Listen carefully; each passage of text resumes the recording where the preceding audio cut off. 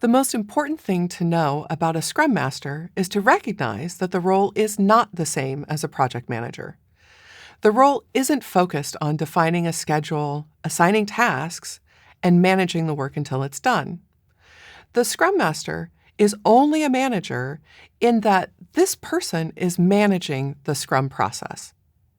As the process owner for Scrum, this role provides a great balance between the development team and their key business stakeholder, the product owner. Let's look at some of the ways a Scrum Master does this. The Scrum Master helps the product owner stay within the process framework. They do this by, first, helping the product owner ensure the backlog is in good order and ready for the next sprint. Second, they also ensure the product owner doesn't demand too much from the team in any sprint. Next, the Scrum Master helps the development team perform at the highest level possible. That's a really broad statement, and obviously this takes many forms in practice. First, the Scrum Master protects the development team from outside distractions. That means being aware of what the development team members are working on and running interference if a team member's manager is asking them to do work outside of the product backlog. These conversations are not always easy, but it's the job of the Scrum Master to resolve these distractions. The second aspect of protecting the development team falls into the category of protecting them from itself.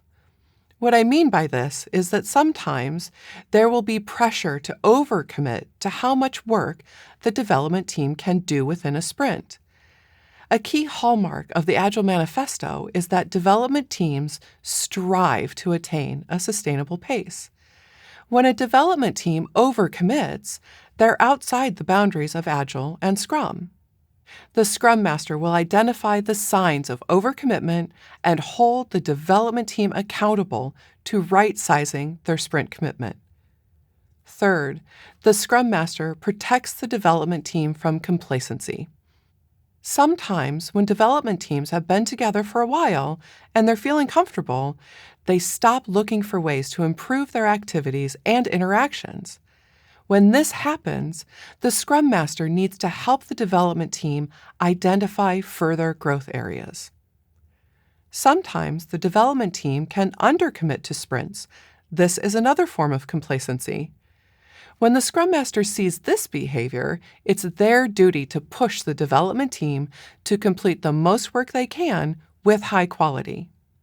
Finally, the Scrum Master owns the Scrum framework itself. You might wonder what that means. Well, as the process owner, Scrum Masters can make changes to the Scrum processes. They'll accept the development team's input on process changes, but ultimately the decisions on process lie with them. The Scrum Master will only make changes that remain in alignment with the Scrum philosophy and values.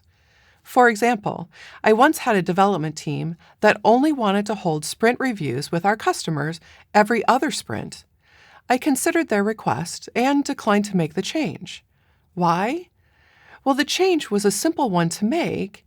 That much time between demonstrating and getting feedback on our work would not have been in the best interest of the development team, the product owner, or the product. So, while the Scrum Master has no direct authority over development team members, they do have autonomy and authority over the process. When you stay grounded in the Scrum framework and lead your development teams to their highest performance, great things happen. You'll help them attain the best implementation of Scrum.